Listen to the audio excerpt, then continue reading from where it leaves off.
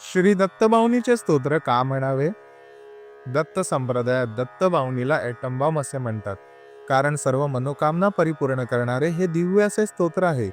52 गुरुवारी 52 वेळा श्री दत्तबाऊनीचे पाठ केल्यास आपल्या सर्व मनोकामना पूर्ण होतात. श्री टेंबी स्वामी महाराजांचे शिष्य श्री रंगावधू स्वामी महाराज यांनी 1935 साली सिद्धनाथ महादेवाच्या मंदिरात माघ शुद्ध प्रतिपदेला दत्तस्तुतीपर अद्भुत असे श्री दत्तबाऊनीचे स्तोत्र लिहिले.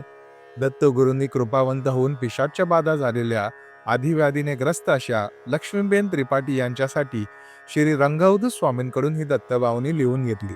श्री गुरुचरित्र, श्री दत्तपुराण, श्री दत्त महात्म्य, श्रीपाद श्री वल्लभ चरित्रामृत या सगळ्या ग्रंथाचे सार स्वरूप म्हणजे श्री दत्तबाऊनी हे स्तोत्र आहे.